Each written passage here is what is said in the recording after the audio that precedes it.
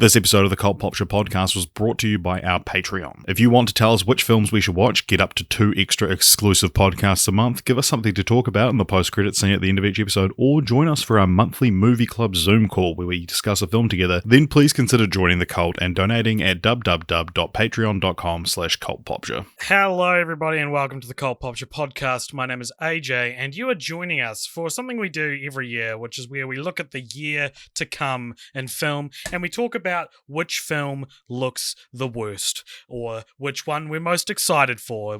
It's gone by a few different names, including most anticipated, most dumbest looking, and this year it's like the dumbest looking films we hope are coming out in 2021, which is because a lot of the stuff got delayed from last year. So if you enjoyed last year's episode, you might find that some of this year is the same information, and so one of the problems with making a podcast about the very, very unstable landscape that is currently Hollywood is that, as opposed to before the pandemic when it was very stable, is that a lot of the stuff is being delayed as we're releasing these episodes. And so we recorded this a couple of days ago and already stuff has moved. So in this episode, we do talk about Kingsman, which was pushed to August, and also A Quiet Place 2 was also pushed to late 2021. So we do still talk about them in their original release dates, or at least the release dates that were original when we started recording, but a lot of the stuff could even still change between when I've recorded this little intro and when you hear it. And also this is a two-parter episode, so I imagine in 1 week when we release part 2, even more will have moved. So this is just a little warning for that. There are no time codes in the description of this episode for when we talk about stuff, just because we're not spoiling anything. But this is a two-parter episode, so give it a listen and let us know what you are most excited for, what you think is going to be the dumbest looking film, or what do you think will be the dumbest film. And yeah, enjoy the episode.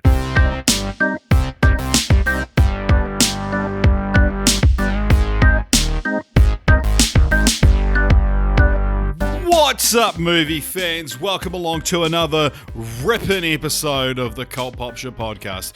I'm your host, DJ Dick Mart, and and I'm joined today by Jizzy Jizz and AJ. Oh. I was waiting for like Action Jones or Action Jones News. Give us an action. Describe an action for us. Okay. A kick is when you take your foot. Stay with me.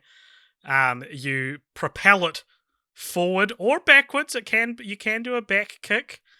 In a attempt to move or damage something. Dick Mart, you're not great at this, I have to say. That was a terrible prompt. Yeah.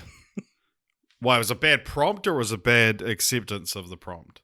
I think both, but I'm gonna lay it at your feet because you're hosting. While I refuse to host any longer. Yes, and welcome to the Cult Popture, to the Cult Popture podcast, everybody. My name is AJ. I'm here with Jeremy and Richard, and this sunny January evening, we're going to be talking. Doing something we do every year, which is talking about the movies that are coming out in the next 12-month period. But this is a little different. So the first couple of years we did this, we did the most anticipated films to come out in that year. Then last year, I suggested to mirror it with the most disappointing films of the year. We do the dumbest looking films of the year. Just so that they're all negative. Yeah. So it's more of a negative stance, more of a cynical, sarcastic New Zealand position to take. Yeah. And then none of the movies that we talked about last year came out. Well, a few of them did, but it was rare. They were the exceptions that proved the rule. Which, as you could say, is the dumbest thing. That's true. And so we pushed it all back, and so this is actually, you can actually just go listen to the dumbest looking films of 2020 episodes again instead of this one, because a lot of it is going to be covering the same. Yeah, mate, I've got the exact same things to say about them as well. I've got stale year-old takes. No hot takes here. No hot takes, none whatsoever. And this is going to be the title of this episode is going to be the dumbest looking films we hope are coming out in 2021. Part 1, because we are anticipating this will be a 2-parter episode. Yeah, we're most anticipating it. Very good. All right, so the way we do this is, and this is by no means a comprehensive list of everything that is coming out in 2021. There's plenty of lists readily available of the movies that are coming out. I've gone through a few of them and I've put them in release order. So there'll be ones that we've left off. Please comment and let us know what your most anticipated films of the year are. Maybe we didn't know about them. Maybe when I read the title of it, I didn't realize the significance of it and I didn't think to do any deeper research. But what we're going to do is we're going to start, because it's already mid to late January, that is, the month. Thank you. And so there's a film coming out called Nomad Land, which is the new film from Chloe Zhao, who will make another appearance later on in this podcast, or probably next episode if this gets broken into two. But she made a film in 2017 called The Rider, which...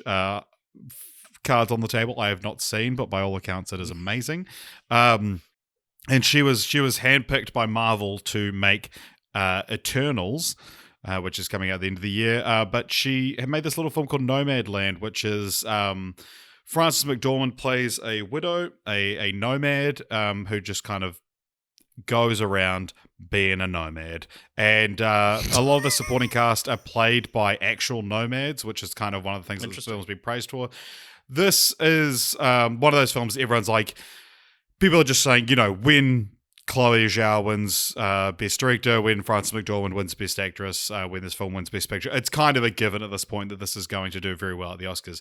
I'm very excited to see it because I've heard so much about it, but I would love to know, Jezzy and Big AJ, what are your opinions on the film? Have you heard of it? I have heard of it. I've seen the poster for it. I've seen the kind of a screenshot of Frances McDormand. It's a very blue-looking film. I know almost nothing about it. You've told me the most I've heard about it just now. Yeah. If it's gonna win Oscars, I imagine we'll probably see it for our Oscars season later on this year.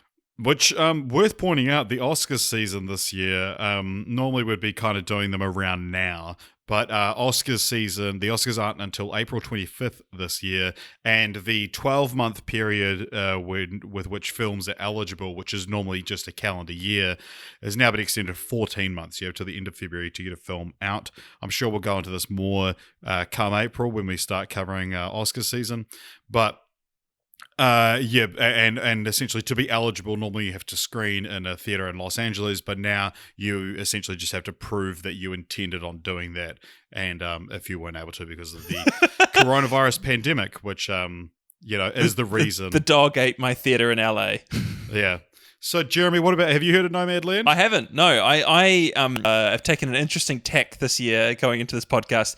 I have consumed almost zero news outside of what is delivered to me by BBC, by mainstream Washington media. Post. Yeah, mainstream media. I have not gone looking. I like to call it something else between the three of us. I don't call it mainstream media. I call it something else. I'll leave it up to the listeners to figure it out. Is it the Lion Media? It was lamestream media was what I was going for. Oh, yes, you're the only person who says that. I'm definitely... Well, no, he's not the only person, but he was the first one. Yeah, so anyway, I have not heard of Nomad Land, but as soon as you said the word... Do you want to go see it together, Jeremy? Do you want it to be our annual film trip this year? Oh, that could be good. Yeah, let's do it. Although I do like those to be horror movies because I always enjoy the tension that's like rippling through your body as it sits next to me. It's very erotically charged. Like when we saw... A Quiet Place. If Beale Street could talk. Oh yes, that was yeah. Terrifying. That's horrifying. God, the social injustice is just so scary. The tension. So that's Nomad Land. Yeah, I've kind of avoided trailers for it. I tend to these days kind of just go, well, I'm probably going to see it. I don't need to be convinced to see it by any kind of marketing. Yeah. I've just heard it's very good, so I'll just see it anyway. I think that Frances McDormand is one of those actors that she's gotten into a place where, like, there's some directors, some actors and some screenwriters that whatever they choose to do is just always going to be very interesting. Like whatever she chooses to put herself into, and I'm sure she is now at the stage of her career where she can just go, "Yep, I'll be in your movie," and everyone's like, "Thank you, yes." Is Michael Keaton the male Frances McDormand? No, Chris. What's his face? Chris Evans. Pine. No. Pratt. No. Damn it. Gonna need a. Chrissy Teigen. What's that? You're gonna need to pay this off, Jeremy. Chris. He's the Chris Dorner. older dude. Christopher Plummer. Oh my gosh, not that old. That's the older dude. Why are you mad? That's the oldest dude. Older than Chris Pine and Chris Evans and Chris Pratt. And in movies with Frances McDormand. Chris Kattan. Oh my! I'm on IMDb. This is ridiculous. What movie is she in? God, I have no idea who you mean, same. Jeremy. I was thinking maybe you were going to say John Malkovich, since they kind of have the same face. You just put hair on John Malkovich, and it's Frances McDormand. Oh, this is so... guys... What are they from, Jeremy? I can't even... Are you thinking of Tom Hanks? You're just thinking of Tom Hanks, aren't you? What movies has she been in with Tom Hanks? No. Chris Christopherson. No!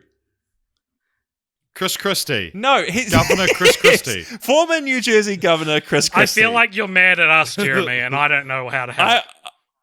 But this is bad content, Jeremy. This is such bad you content. trying to remember the Chris. Hold on. Comment below with what Chris you think. There are so Jeremy many is Chris's thinking in of. Hollywood. This is a meme. It's literally the most common name in Hollywood. Christian Bale. Oh my God, this is so... Christmas Jones, the Bond girl from The World Is Not Enough. No, what's he been in? Oh, this is so annoying. We're not moving on until you figure it out. I'm just gonna go through all the movies that Frances McDormand has been in. Martin Freeman. This is Chris Rock. no. They both are part of the Fargo mythology. And Fargo, yeah. Absolutely not. No. I shouldn't have asked. If Michael Keaton is the male version of Frances McDormand. Yeah, well, but now I fucking want to know. Guys, I'm so sorry. This is so painful. Oh no. I feel so much Think pressure. of one film, right. Jeremy. We'll be able to tell you. I'm stopping recording. John Carroll Lynch. He plays Norm Gunderson in Fargo, and he's fucking great. He's also in The Founder with Michael Keaton, the male Frances McDormand. So Michael Keaton, the male Frances McDormand. How about we move on to the next film, and Jeremy continues to look for this mysterious, elusive Chris. Chris Elliott? Oh, I know who you mean. You're talking about who's the Chris Noth? No, who's the bad guy in the Muppets movie? Yes. Oh, Chris Cooper. Chris Cooper! Thank you! Oh my gosh! Chris Cooper. This is the worst. Not Chris Noth, aka Big from Sex and the City. Okay. All right. Well, that was fucking not worth it, Jeremy. August Osage. He was in He's August Osage not County. even the male Frances McDormand. He is the male. People might not be hearing this, but we're watching Jeremy get told off by presumably his wife on the Zoom call right now. It's he's trying to like tell her yes, sorry, okay, without saying anything, and it's very funny. Babe, you will literally wake the baby. But babe, I just found out it was Chris Cooper. It's Chris Cooper. Hey, by the way, and she's like, okay, okay, sorry. I'm just gonna personal request to the Discord. Please sound off in the Discord. world if you agree that Chris Cooper is the male version of Francis McDormand. He's just got that same Please grittiness. sound off in the Discord if you think that Jeremy will literally wake the baby. Not an extreme enough of a situation to use the term literally. No. Actually, what will happen is that they will sound off in the Discord, but they'll sound off in the Discord about one comment that you make in the post-credit scene rather than anything we talk about in the next 2 hours. Yeah, fuck you, I love burritos, man. Yeah, fuck the Discord. All right.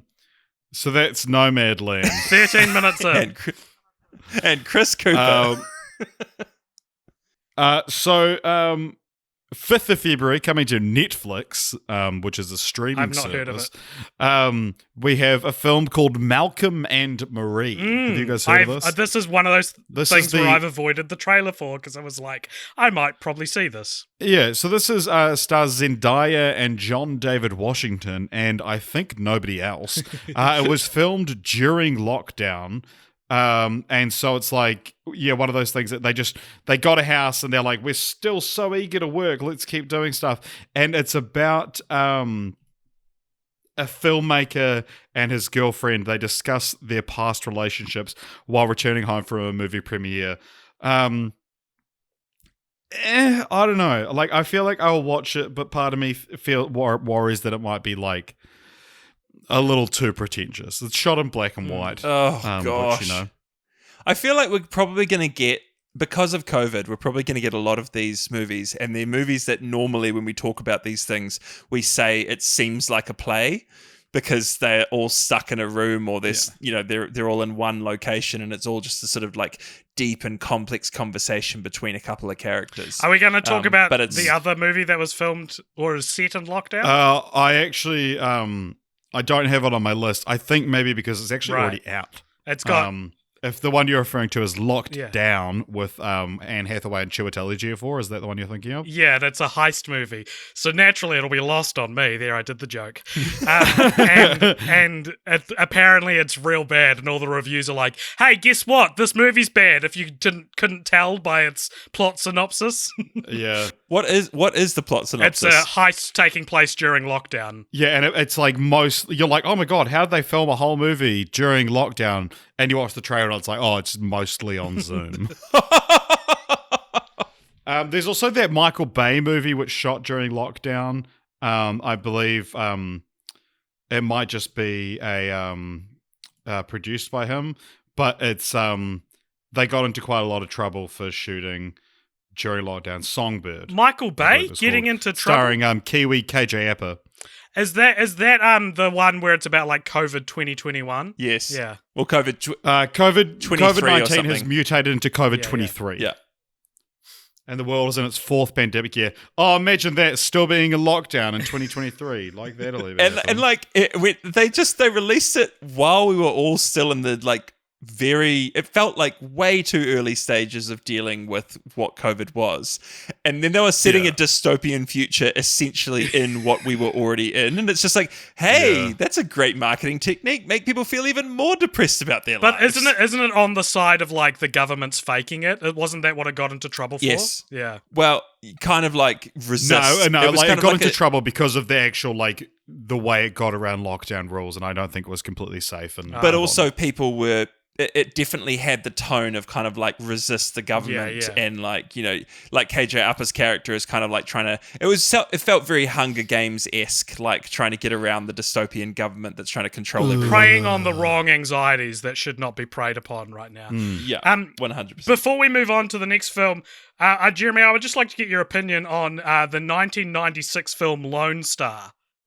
I loved it. Oh, cool, because it's the only film that Chris Cooper and Francis McDormand have starred in together. It has 94% on Rotten Tomatoes. Roger Ebert loved it, so good taste, That's I guess. Great. Well, That's Roger great. Ebert and Jeremy. And look, and it stacks up to the theory that those two are only ever in great movies. Well, the thing is that also Chris Cooper. Hey, that's who you were thinking of. No, Chris. Right. It comes from him getting a Best Supporting Actor Oscar for his role in Adaptation, which feels like a very Francis McDormand movie. Yep. I'll concede to Well, that. Meryl Streep. Anyway, The female, it's Meryl Streep, the female Chris Cooper. Yeah. So that's Malcolm and Marie. Cool. Yeah, it'll be interesting. It's like you said, Jeremy. It's going to be very much a feels like a play kind of movie, and it will be interesting to see how much like good art comes out of this whole you know what we're all going through. I don't need to say it. Say it. So 12th of Feb we have one of the first big releases of the Warner Brothers HBO Max deal. If you're not aware, this is what happened with Wonder Woman 1984, where films are going to be released the same day in theaters and on HBO Max. They're going to be available to stream on HBO Max for a month, and they're going to be released in theaters in places where theaters are safe to open. Now, this I'll get to what the movie is in just a second, but I think it's going to be popping up a little bit, so I think it's important that we kind of talk about this because this is like game changing for the industry. I don't think it'll last the whole year. I reckon, if depending on how well the vaccine does, because they've already talked about taking Dune off this release, structure. So yeah, there's a lawsuit currently. Yeah, ongoing, I reckon it won't. I reckon they'll do it for the movies at the start of the year, but as we get into the year, they'll rescind their deal with HBO Max. Yeah, I think personally that the likes of Christopher Nolan and all these people complaining about it should grow up. Oh. And that, like, to me, honestly, because Christopher Nolan had that famous quote where he said, these people went to bed one night thinking they were working for the best film studio and found out they were working for the worst streaming service, which is just such a petty little thing to say. And because Warner Brothers has traditionally been very much on the side of the filmmakers and the actors and whatnot, and it's kind of like, the filmmakers studio. And to call HBO Max the worst streaming service just feels like you're an upset little child. But someone's never heard of Crackle. None of us. Yeah. Quibi, the one that didn't even last the year. Quibi's the biggest death of the COVID the COVID pandemic. I don't think you can attribute that to COVID at all. Yeah. But yeah, like, to me, this is Warner Brothers and HBO Max being like, okay, America fucked up this pandemic real bad. How do we not punish the rest of the world for this? And this is like, look, if you're in a state where it's safe to go to the movies and you feel comfortable going to the movies, by all means, go. But honestly, they're just going to be making. They're still making movies. Like, it's safe to make movies, but it's not safe to release movies. So there's just going to be this pile that just gets bigger and bigger of completed movies, and it makes sense to actually start releasing them no matter what kind of thing. And I think there's either like 12 to 15 of these releases anticipated this year, and HBO Max is like $15 or so a month. If you keep it for the year and you watch 12 of these brand new release movies, that's the same price as, going to the movies 12 times. For one person, but you'll get like people coming over to watch movies. Yeah, exactly. Like, obviously, there's going to be households that share them and whatever. But I think it's a great idea, and I think it's a way to satisfy everyone except for the filmmakers, and I think they just need to grow up a little bit. We went to go see Wonder Woman 84 in the cinema, and I was like, you know what, this was, cinemas need to improve. Like, big chain one, like I do still love going to like an indie theater or an art house theater where they kind of respect the film going process a little bit more, and they play films you can't really see anywhere else. But going to like a big chain theater where it's just super expensive, you have to sit through so long of ad, like half an hour of ads, and then people just fucking talk around you anyway. It's like, it's like how taxis went unopposed for like a century, and then Uber came along and they said, oh, like, they're taking all our money. And it's like, yeah, because you cornered the market and you didn't have to improve, and now a competitor's come along and you're just complaining about it. It's like you actually need to adapt or die. I'm sorry, movie theaters, but you do. Yeah, like a competitor come along and base its entire market model on losing money for like 10 years by not paying their drivers enough money to live on, and all the taxi companies that actually have unionized workers who are earning wages that, can actually make them live, can't compete with the prices. And so you've got a big tech company that can afford to just lose money for 10 years until it puts all the taxi companies out of business, and then they win. So the movies should just do the same thing. Yeah, so you get it, Jeremy. Thank you. See, there are two diametrically opposed viewpoints here, and I'd like to tell everyone that I think the truth is somewhere in the middle. You're so brave. I just think that it's my main. If you take one thing away from this, it's my opinion is that this is a great way of not punishing the rest of the world for America fucking up the pandemic. And it's like, oh yeah, I'm sorry, America. This is actually just what you have to deal with for doing such a shit job. I'm sorry. And it's like, oh no, it was our president. Yeah, you voted for him. Well, I feel like none of the people listening to this podcast probably voted for him. So yeah, but they're complicit. All Americans are bastards. or as we like to say, ab. So the film I am talking about here is called Judas and the Black Messiah. Now, I don't know if you guys have seen the trailer for this, but it's fucking dope. It's a real cool trailer.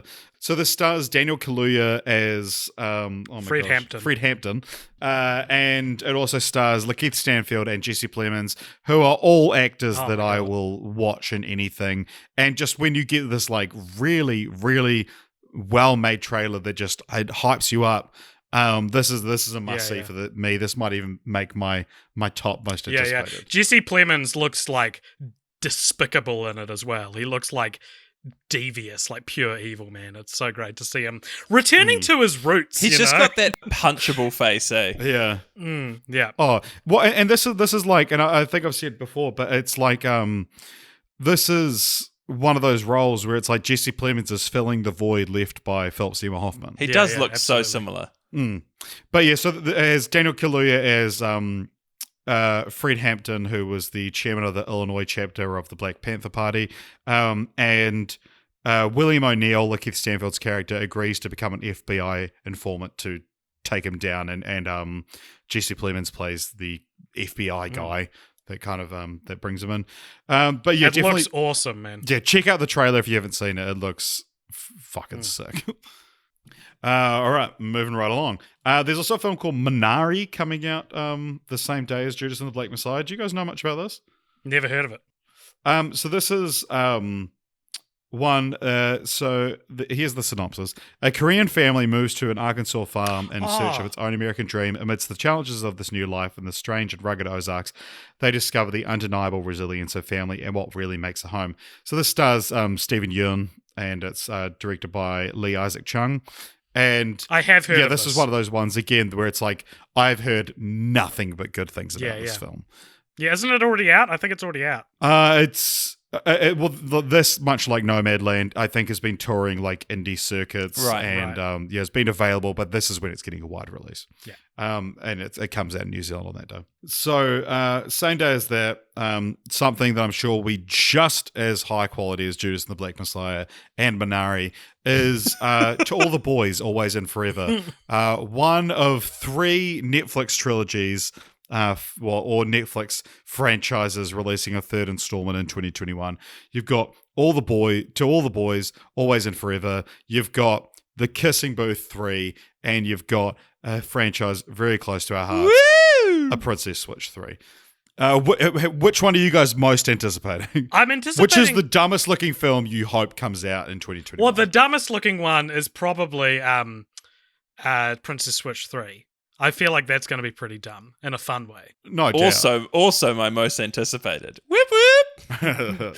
I've heard To All the Boys serves its purpose. If you know, like that franchise. Yeah, isn't too I've bad. seen the first one, and I think you have as well, Jeremy, haven't you? Yeah, I watched the first one. I really liked it. It was one of those movies where I was just like, I heard a sequel came out, and I was like, I don't need to see that. The first one did it. The first one did what it needed to do. I think it was the last film I watched in 2018 it was the 251st movie I watched because it was Christmas. It was New Year's Eve. I was bored at work, and I was like, "Fuck it, I'm gonna watch All the Boys I've Loved Before." It's also interesting with a podcast such as ours, which focuses primarily on franchises, to see what a trilogy burst forth from the fertile grounds of Netflix in such quick succession. Like, I almost feel like they cheated. Like, does this deserve to be a franchise if it's like these cheaply made, it feels... What if they just did it so quick? Yeah, but so cheap as well. They feel like if these movies were like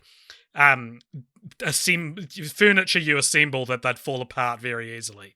Like it's the IKEA franchise. Is it IKEA, or I thought IKEA was a bit more reliable, but maybe that's a great... No, IKEA is just like the sort of flat pack, just get it done. Yeah, but nothing they make special. good meatballs and cinnamon Whereas, rolls. you're talking about your Star Wars and your Indiana Jones would be like your Danske Mobler. Yeah. Whereas, like, film franchise Fortnite, the To All the Boys trilogy feels a little easy, A little on the nose.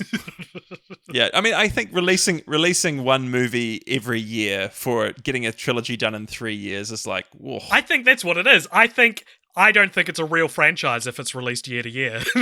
Almost. Well, No. Lord of the Rings would have something to say about that. There's a few episodes we'll have to cancel. It's Maybe okay. some that we'll have to stop in the middle of. Something like Lord of the Rings is different because they planned it that way. They did not plan to make a To All the Boys trilogy. They just were Yes, they able to did. crank them out. When the first one came out, it was confirmed to have 2 sequels. Okay, I don't know what I'm talking about, and it sucks. You that clearly don't. It sucks that it's AJ's about To All the Boys I Loved Before, because I could probably talk quite knowledgeably about several other topics, but not this one. AJ doesn't take seriously films that were aimed at teenage girls.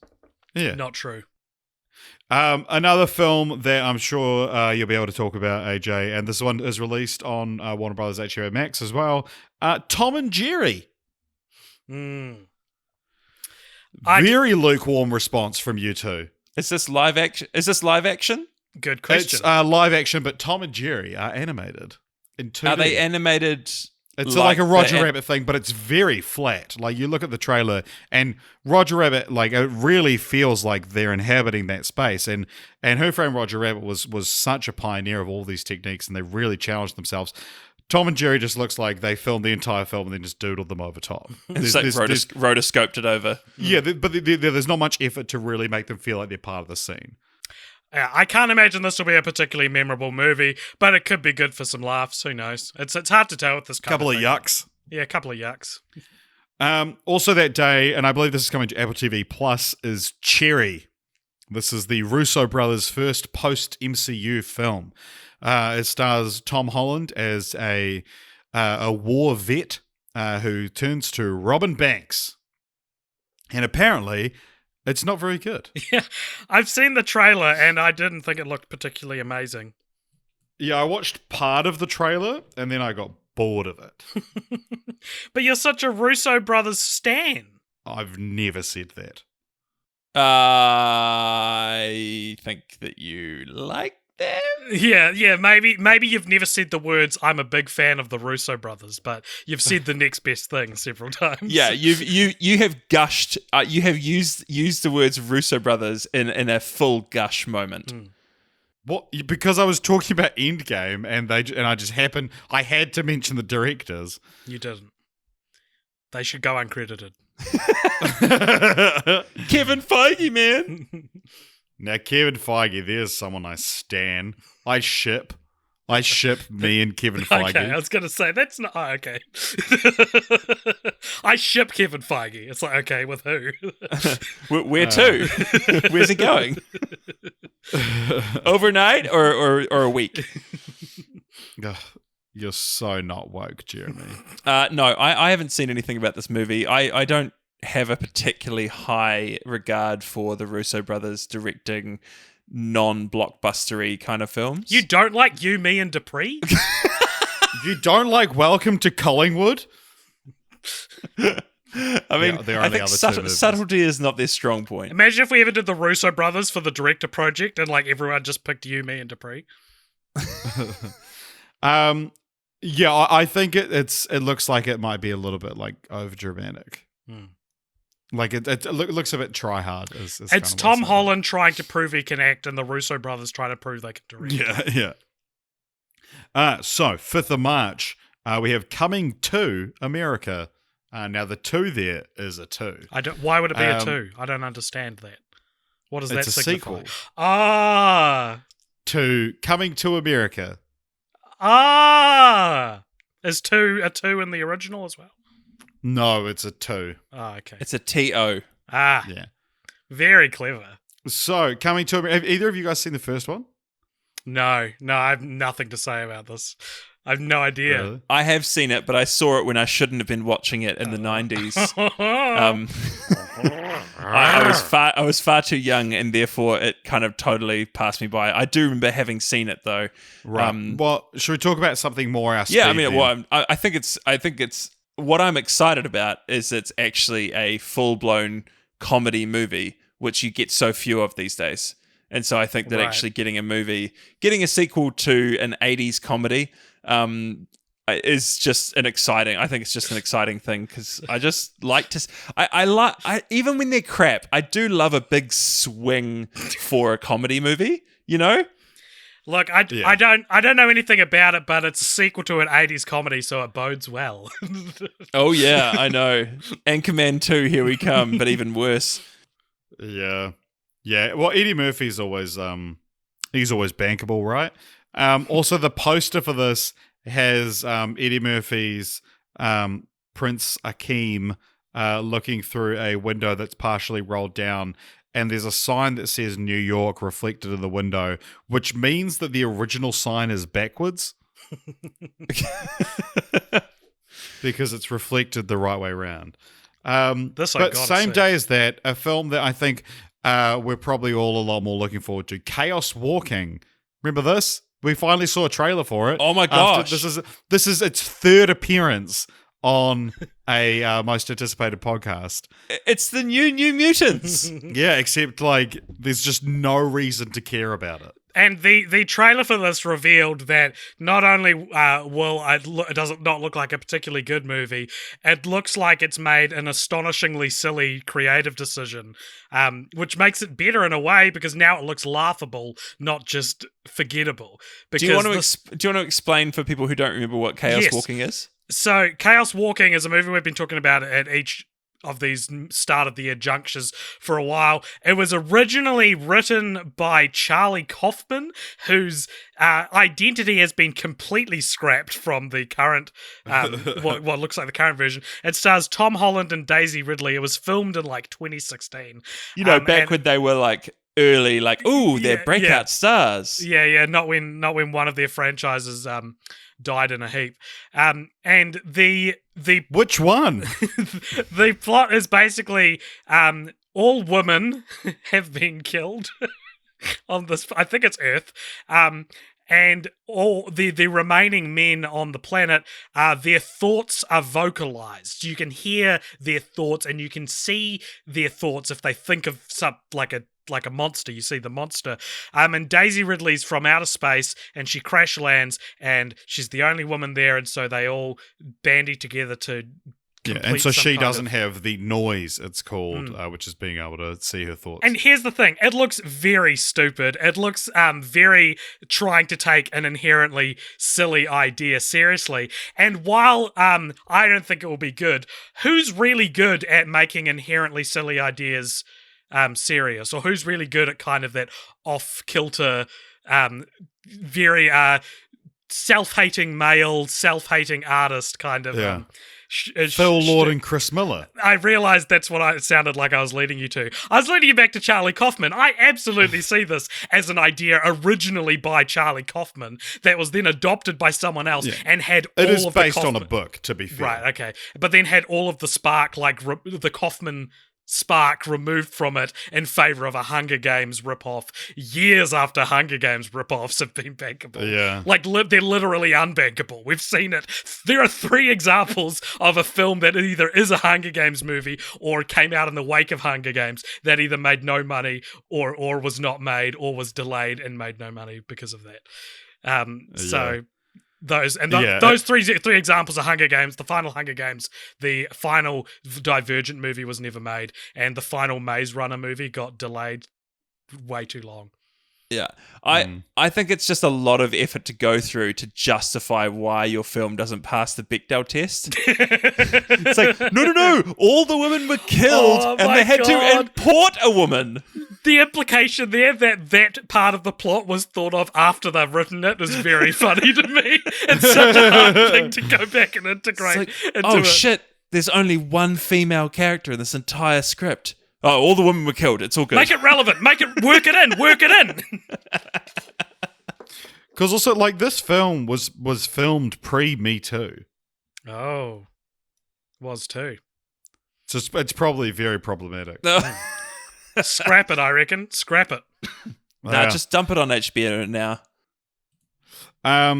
So speaking of dumping things on streaming, thank you for that segue, Jeremy.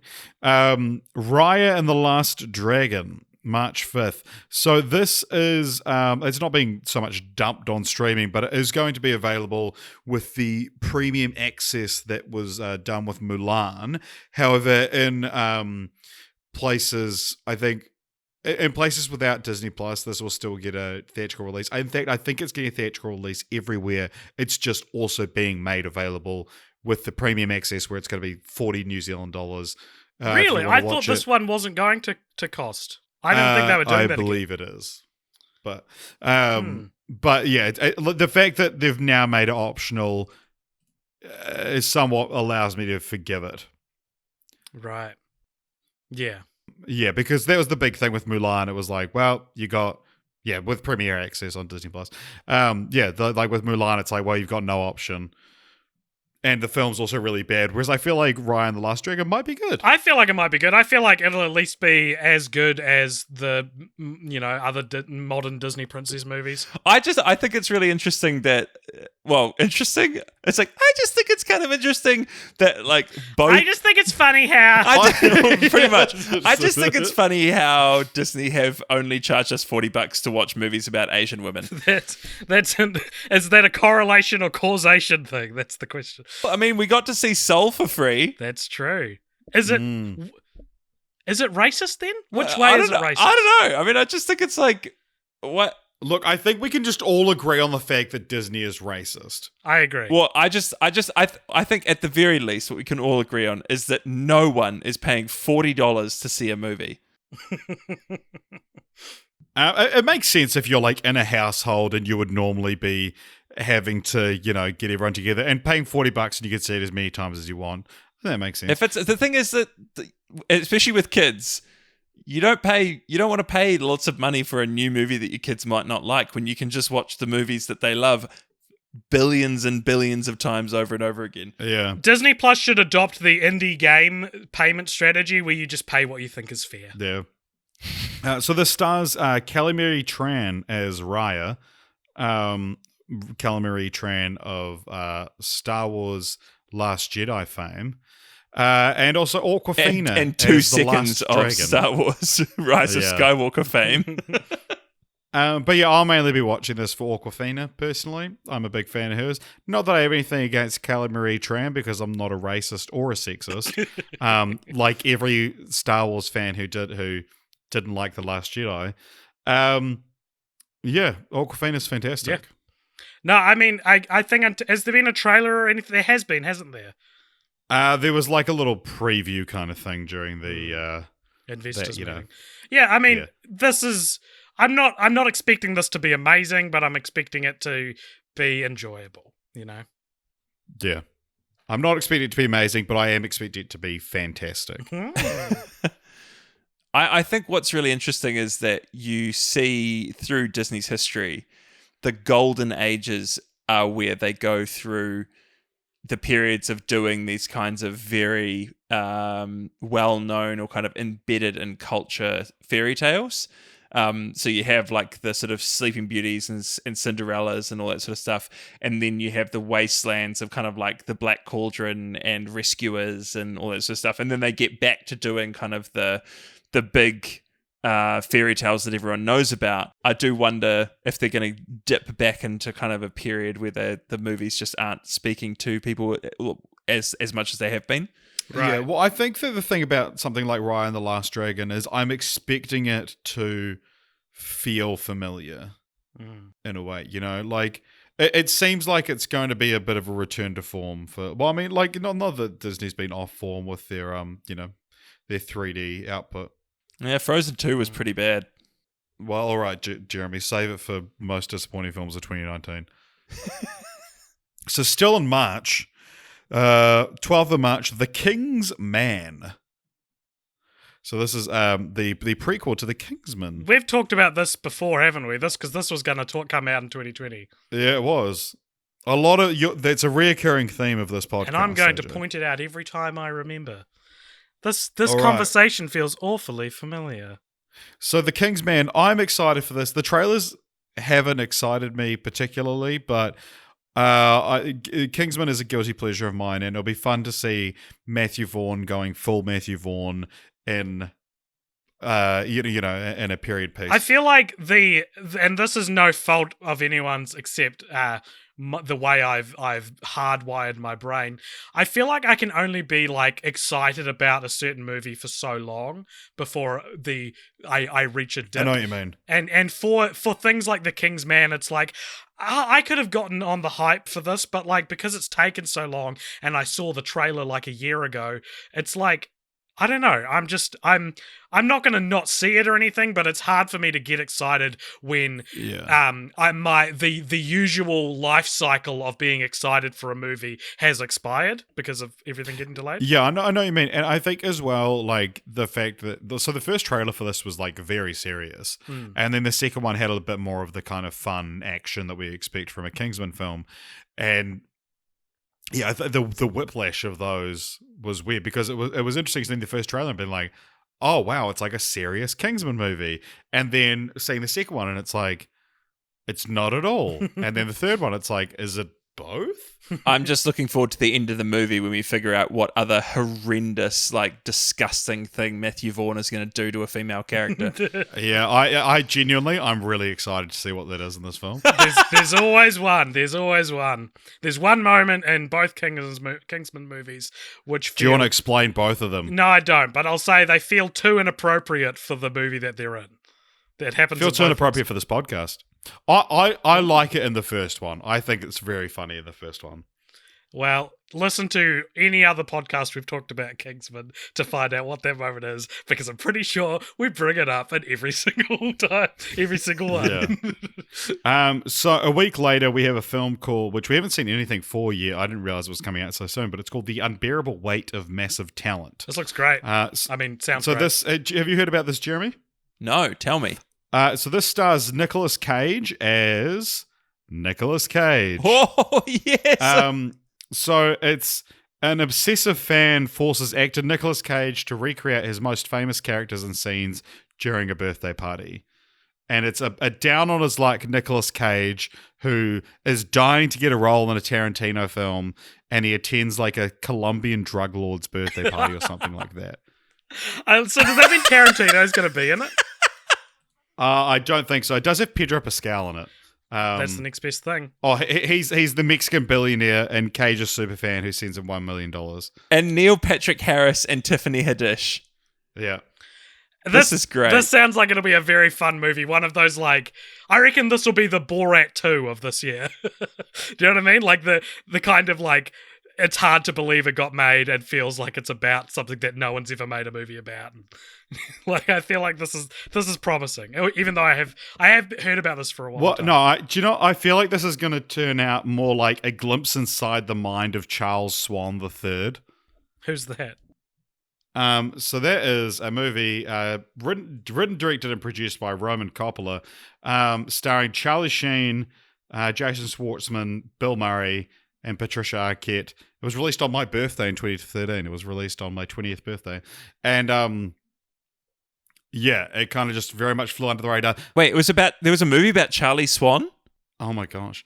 But this was very much like a capitalizing on the winning kind of thing. Oh, and really?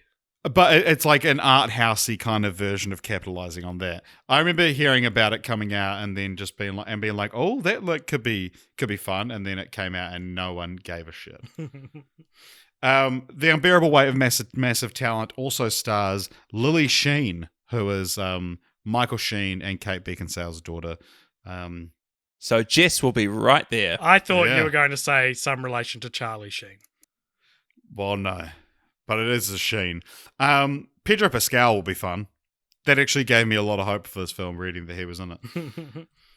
So, 26th of March, this was... and prepare for this podcast to be out of date, because we're getting Godzilla vs. Kong, which is going to be released on Warner Bros. HBO Max. It was supposed to be coming out in May, and then it was pulled forward after they had a big hubbub about the Warner Brothers HBO Max release thing. The poster was just released, and it's a fucking dope poster. Yeah. You guys both did really big wide eyes at me, if I was missing something. I was responding to Jeremy's wide eyes. What do you want to say? No. Jeremy? I'm like, Godzilla vs. Kong. This is very film franchise Fortnite's content. Yeah. So this was they've said there's definitively going to be a winner theoretically. But the thing is, a trailer is coming out about the same time we're releasing this podcast. So you probably have just watched the trailer if you're listening to this. We probably are as well. But I don't know, whatever. I'm sure it'll look nice. But after King of the Monsters, what a crock of shit. And it's got Julian Dennison in it.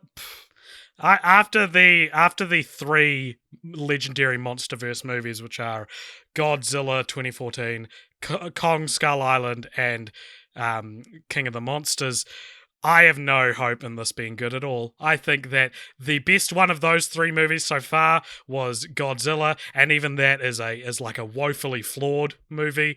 I have no faith in this being any good, and I don't think there will be any more after it. I think this will be the sinking ship of the legendary MonsterVerse, making that last bloop as it falls beneath the waves. Also, sorry, just as a proposition, can we just say Godzilla vs. Kong is not a fight that I'm wondering who's going to win, because there is obviously Kong. There is no effing way that a large primate will be able to defeat an enormous dinosaur that breathes blue fire. Now, Jeremy, did you say effing instead of fucking because you might wake your daughter and she might hear you swear? Is that why? No. You seem so mad. You shut up. Yeah, he does. This is like Dad Jeremy getting angry at us. No, it's not funny. It's just dang it all to heck. They made Kong in Kong Skull Island bigger than he normally is, and that's also set earlier. So they're trying to do. I think they're trying to do a bit of like he wasn't fully grown in that, but. There's potentially going to be some scaling up of Kong. I'm sure there's going to be some third kaiju that they end up teaming up. Unless what you mean by scaling up is that he's literally going to grow scales and kind of armor plating on his body. Dope. Because he's currently like a fleshy mammal. He may be big, but he's still a fleshy mammal. He could still take you, Jeremy. He could, but I'm not Godzilla yet. One day. Anyway, I just think what an absolute crock to like pit Godzilla versus King Kong just because they're two monsters that you have the rights to. All right, 2nd of April, Nobody is releasing. The Bob Odenkirk's Taken.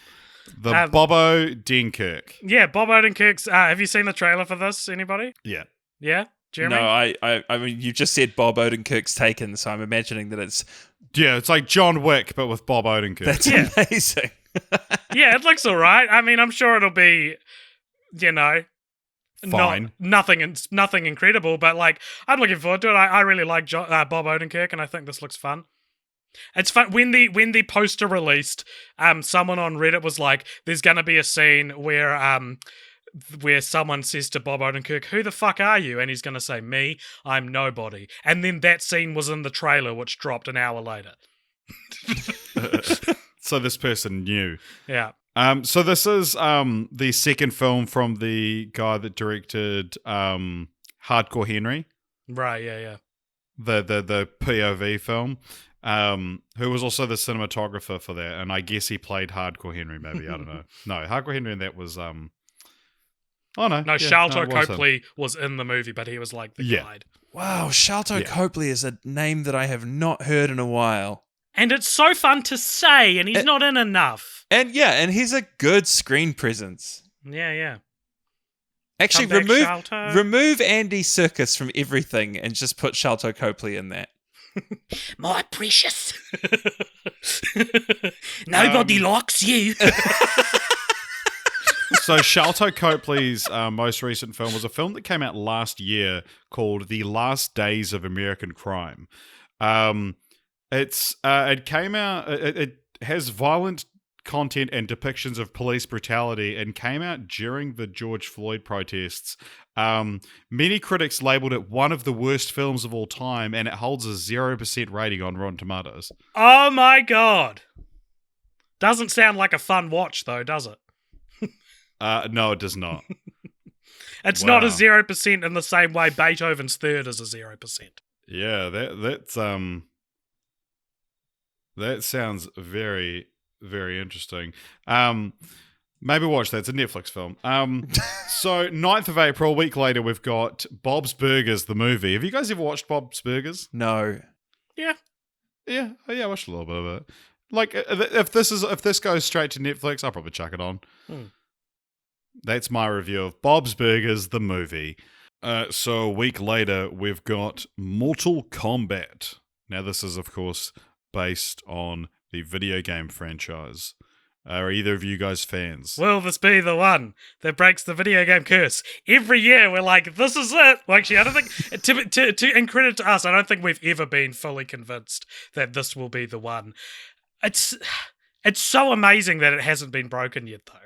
Like, I think, are you forgetting about Sonic the Hedgehog? I'm not forgetting about film for kids. Yeah, okay. The first great video game movie is still to happen, and I think that's so interesting because everyone making a video game movie must be so cognizant of that fact. They must be so focused on making a good one finally, and yet no one's really been able to do it. But Mortal Kombat, I think. I don't know much about Mortal Kombat. Does it need to be self-aware? Does it need to be funny to be good? Or will it be very serious? It needs to not be happening in 2021. Really? I mean, seriously, when was the last time anyone played Mortal Kombat? Like, it's so old. 2019, Mortal Kombat 11. 11, Jeremy. Oh, 11. So they're continuing to make these? Yeah.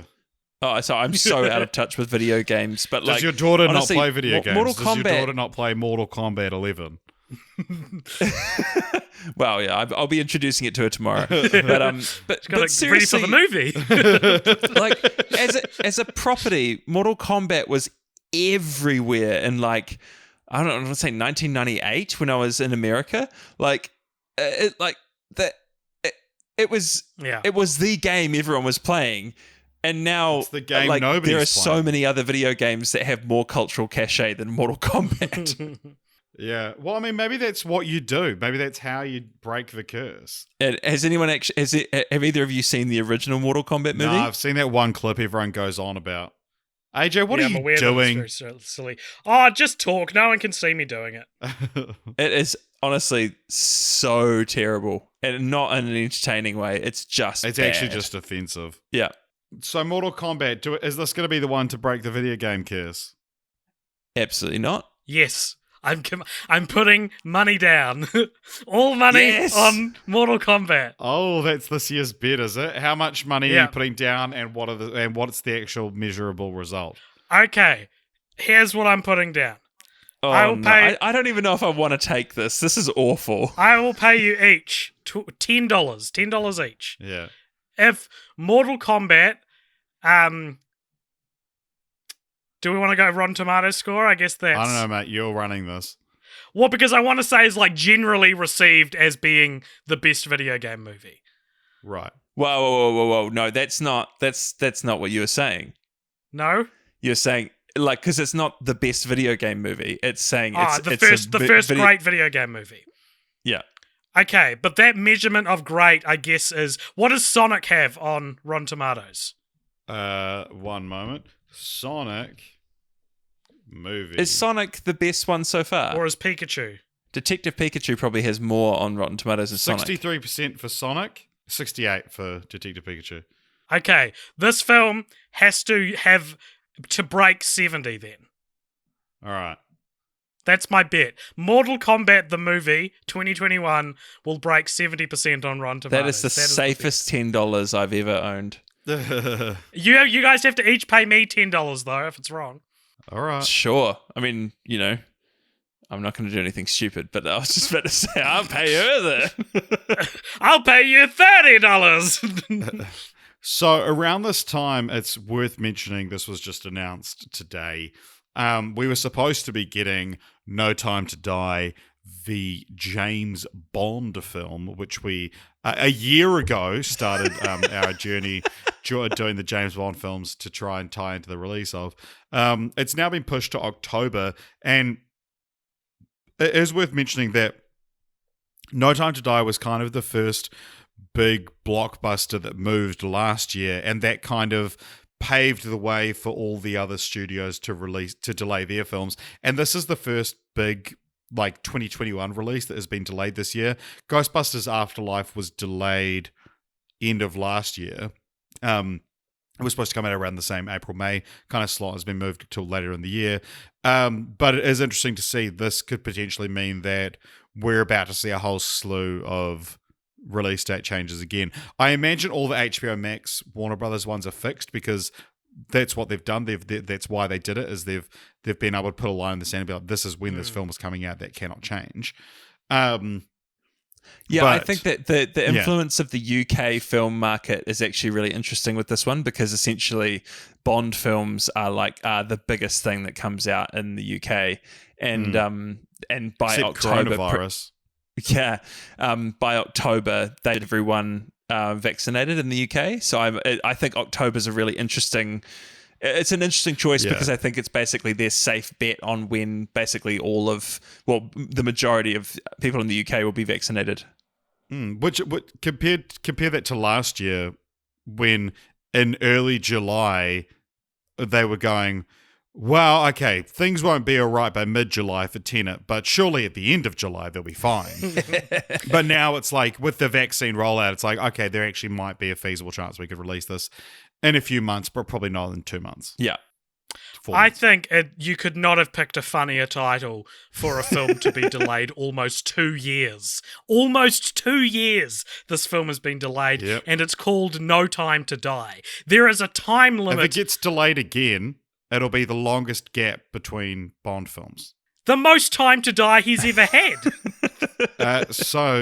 Another film that was originally supposed to come out and is the first film I remember being delayed because of COVID is A Quiet Place Part 2.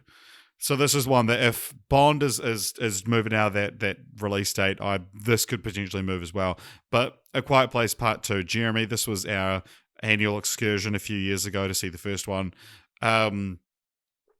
As much as I kind of enjoyed the first one, I'm not sure I'm super excited for the second one. There's no need for it. It's part prequel, part sequel, and it looks like they're doing a little bit of the aliens thing, going from a bit like horror to action, but it's got Cillian Murphy in it. AJ, you like him? I like him.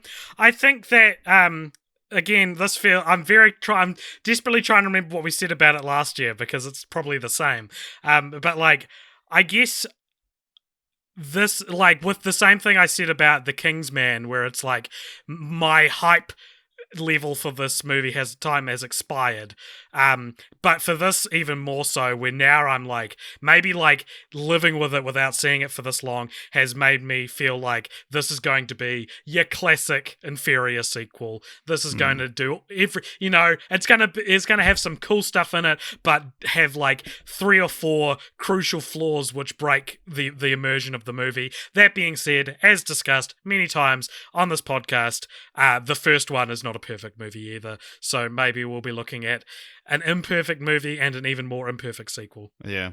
Jeremy, any thoughts? I think it's going to be really interesting to see how audiences respond after COVID to a pandemic movie, essentially. Well, it's not a pandemic movie, but it's kind of Dystopian. dystopian kind of society shutting down because of something that affects the whole world. I actually just think there's going to be zero appetite for people to wanting to go see anything like that. I actually think we're going to end up with absolutely the kind of movies that are going to be made and successful over the next few years are going to be extremely happy movies, I think. Just like things. I mean, it's like after World War II, films that were kind of very peppy and hopeful were very successful. Well, so was film noir, though, Jeremy. The genre that I studied in Year 13 Media Studies, which was born out of a post-World War II malaise, and then is one of the only genres in movie history to disappear completely because society no longer needed it in the 60s when the free love movement happened, and no one had time for movies about existential dread and powerful women who will steal all your money is what film noirs are about. I really wish that you, at that age, were making YouTube videos about this sort of stuff, because man, I would have loved. I have mentioned this in several YouTube videos. No, but I would have loved to have seen the YouTube kind of film analysis videos that 18-year-old AJ was making. Absolutely, one day. I think there's one out there. It's not on Popture, but there is one. I wish I could move right into the happy film. It would have been perfect segue, but we do have a film that comes between them, which is miserable.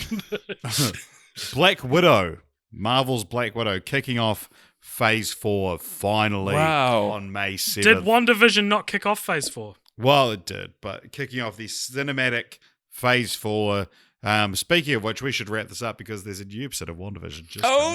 See you later, everybody! So Black Widow, what do we think? The thing that I'm most anticipating about this film is how it justifies its own existence. I mean, I apologize, but this is the conversation we've been having about this movie for 2 years, right? It's like, what a weird place to release a Black Widow movie. And as I can't remember if we had this on the last time we talked about this or not, my theory and many people's theories, I think, is that what it's going to do is introduce Florence Pugh, and she will pick up the mantle of Black Widow moving forward in the MCU, and that's why we got this movie now, because the Black Widow series, Black Widow 2 and 3, will follow Florence Pugh post Endgame. It almost feels like it's because we've spoken about this before, but Ike Perlmutter was the one that kind of said, no, you can't have black superheroes, you can't have female superheroes, whereas Kevin Feige has been pushing for this for a long time, apparently. And this is kind of his apology. So they wrapped up Natasha's storyline in Endgame, and this is his kind of apology to Scarlett Johansson to be like, look, we're going to let you have your movie, and it just happens to fall in this really weird time. There was the theory as well that it would be like people telling stories at her funeral, but the fact that it's entirely set between Civil War and Infinity War is kind of like there's a lot that's just like, why are you doing this? But like you said, I'm sure either Florence Pugh or like Taskmaster will show up further into. I mean, Phase 4. isn't it possible that Hawkeye could just come across like a wishing stone and then just totally like map Scarlett Johansson's face onto like an unsuspecting woman, and then she just gets his wife. Ooh. Yuck. Anyway. Surprisingly little to say for a Marvel movie, but that's its legacy. Yeah, I'm sure it'll be fun. So 21st of May, this film, Free Guy, the Ryan Reynolds vehicle, which is he realizes he's an NPC in a video game. The original trailer for this came out and it looked like R.I.P.D. It looked like an absolute crock of shit. However, the second trailer came out and it's like he lives in this super violent video game and he realizes he's going to go out there and he's going to be like a nice guy, essentially. And he goes viral for just being like this nice person inside this video game. And this was originally supposed to come out, earlier last year, and it was moved to December last year.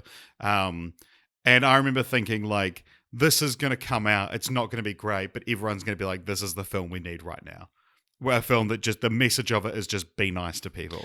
So this lead up was not you saying, now I actually think it looks pretty good. It's you saying all the bloody Justin and Brittany wannabes are going to think it's real good, even though it's Sorry, not. Justin and Brittany wannabes? What decade are you in? Yeah. What decade are you in? Who can honestly say they would not want to be in Britney Spears' position right now? Her dad? Wait, yeah, like all the Justin and Brittany wannabes. It's a South Park reference. It's a shorthand to how to talk about normies. Granted, 20 years ago, but still, it still works. So Goddammit! Bad. Oh, what? Why would you say Whatever. Fuck Anyway, you. Fuck all of y'all. Anyway, yeah. So all the Justin and Brittany wannabes. Yeah. Well, I think maybe I meant Justin Bieber. Maybe that's the Justin I was referring to. Or you Justin and Zendaya Yeah. wannabes. Yeah. But it's like I have to find a relevant Britney. I meant these two. Yeah. I mean, I think it'll probably be a fun watch. It's. I think a lot of us are getting Ryan Reynolds fatigue. Well, I think, Ryan Reynolds doing that Ryan Reynolds character. Yeah. It's pretty insane, isn't it? Like, I guess this has happened all through movie history. You look at like Jim Carrey and stuff, but it's like, it's pretty funny to have a Ryan Reynolds brand Archetype. Yeah. Richard, why do you keep licking your pop filter? I'm not actually licking it. I'm moving my tongue in front of it, and it's just to get a reaction out of you. Okay. Mission accomplished. And Jeremy, what are you tearing up? What are you doing up there? All right, Mum. It's Well, I tearing up the can dance hear it floor. while Richard's talking about his opinions. Well, put it down as a piece of bubble wrap. The sound integrity of this podcast must not be besmirched. Same day as that, we're getting Spiral from the Book of Saw, starring Chris No, Rock. thank you. Oh, this is He's so... your favorite Chris, Jeremy. Is this going to be like The Witches, where like it's just Saw but with a narration by Chris Rock? I think what we have here is a very interesting little case study that someone in your position and my position, Richard, are uniquely qualified to recognize, which is this is nothing new. In a lot of ways, Saw was to the mid-2000s what A Nightmare on Elm Street was to the 80s, right? Mhm. And all of these horror franchises, they do the original run of films, in Saw's case we got 7, and then they try to do a reboot, in Saw's case we got Jigsaw, a movie nobody remembers now, and then after that failed reboot happens, they try to do it again from like a different angle, and the title's a bit different. So Texas Chainsaw Massacre, we had a movie called Leatherface. Friday the 13th, Jason started taking the title instead of Friday the 13th. And this is what we're just Halloween, we had one that they just called Halloween.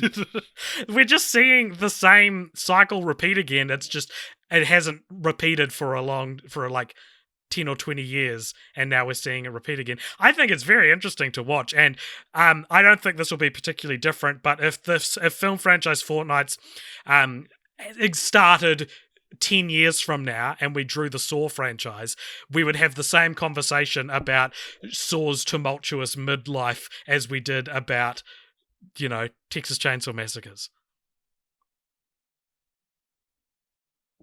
Yeah, I agree. Thank you. So, 28th of May, we've got a couple of films.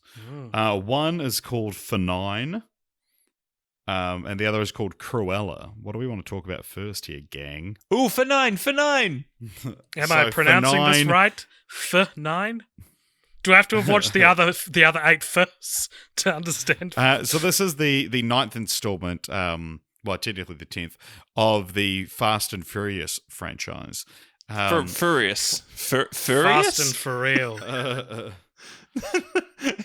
Fast and Furious? I bet that's on the internet somewhere. All the furries. The film stars Cardi B and Charlize Theron, with Helen Mirren. But yeah, this is kind of After the events of The Fate of the Furious, Dominic Toretto and his family must face Dominic's younger brother, Jacob, a deadly assassin. It's about family. Who is working with their old enemy, Cypher, and who holds a personal vendetta against Dominic. That brother is played by none other than John Cena. This episode of the film of the Fast and Furious franchise also features the return of Jordana Brewster, who played Paul Walker's wife, partner in the film. And so Paul Walker in these films, Brian O'Connor he's not dead. He's just gone away. And I think bringing back Mia Toretto is potentially a very risky move, but it also brings back Lucas Black, who was the main character in the third film, and also bringing back Han. And they're promising justice for Han. Oh my gosh. Who was killed off in the third film. And then the, 4, 5, 6, and even 7 were prequels. No, 7 anyway, wasn't. It's a very messy... No, 7th, well, yeah.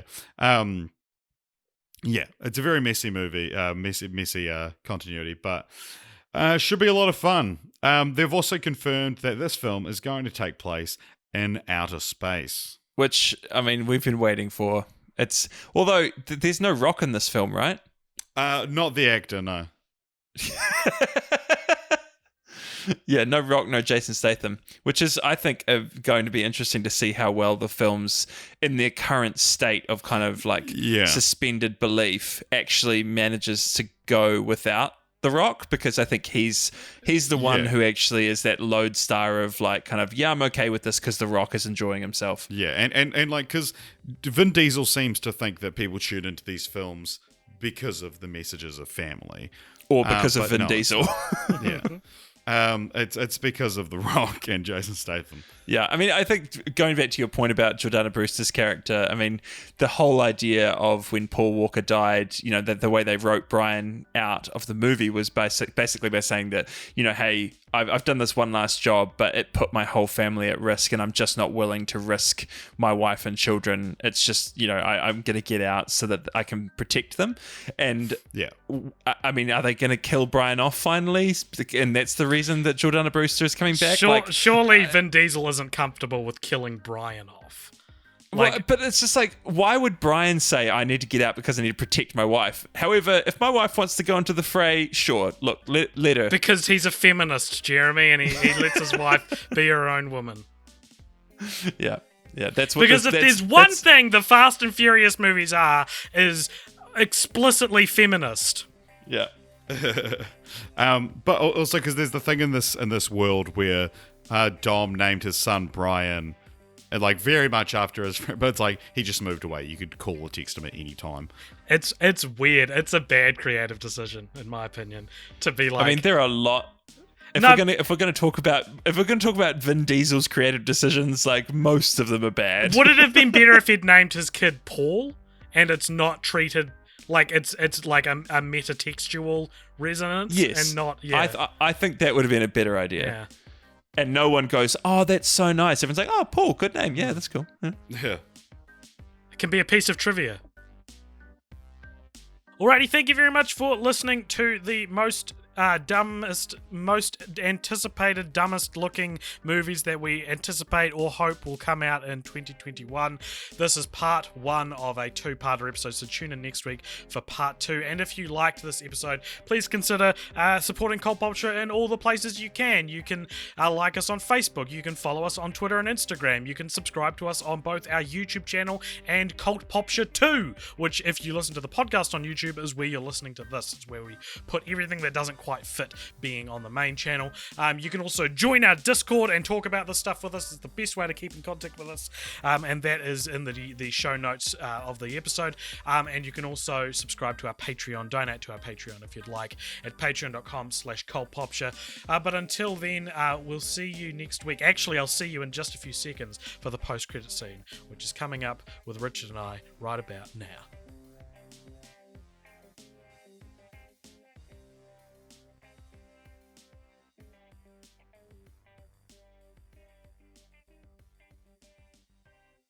Alrighty. Welcome back, Richard. You were gone for the outro, but you're back now for the post-credit scene at the end of this episode. The post-credit scene, by the way, is a little extra scene at the end of each episode where we talk to our patrons. We talk to people over at patreon.com/cultpopture who donate $5 or more a month, and they give us something to talk about in our post-credits scene.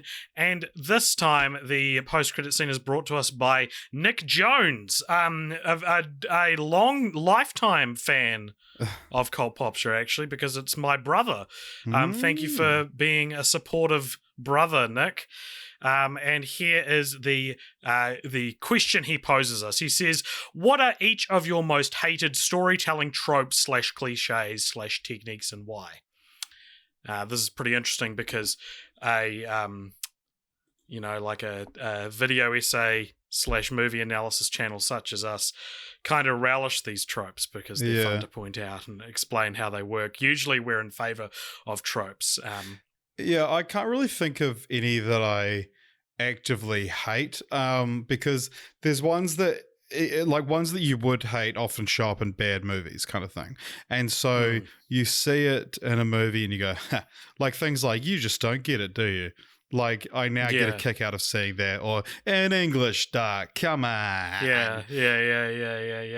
We're not so different, you and I. Yeah, a lot of those like lazy writing ones. But I will say though, the ones I think about more often, like my favorite ones. I can tell you my favorite, like it's not so much a storytelling cliche or trope, but it's like a trope used in film quite a bit is revealing that music you thought was non-diegetic is actually diegetic. So it's things like a character's running and they're listening to headphones and it's got playing some upbeat music, and then someone interrupts them and they pull out a headphone and the music like cuts out on like the left-hand side, and then or like someone will turn off a radio and you realize like, oh, it was actually playing in the scene. I always get a kick out of that. Nice.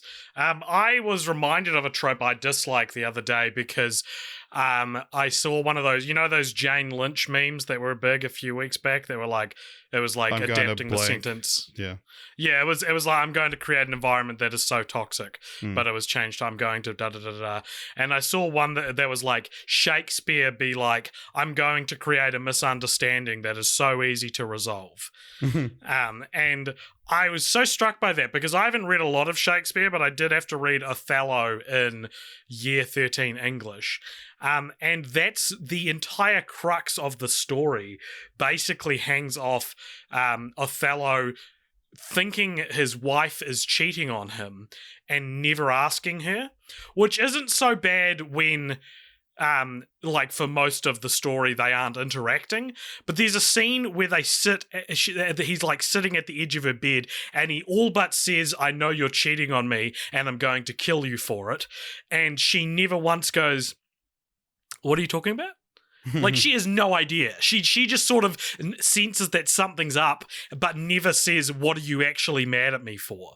And I feel a bit sheepish trying to say Shakespeare is bad writing, but I was so annoyed by this in Othello, and I told my flatmates that this trope is something I'm not a fan of, and one of my flatmates was like, well, isn't that what is so beautiful about Shakespeare, so romantic about Shakespeare, is that it is these very human misunderstandings? And maybe there's credence to that, but in this case it's like, if I was talking to someone and I was like, what you did is unforgivable and I'm going to kill you for it and I wish it could be different, you're telling me the other person isn't going to be like, what did I do?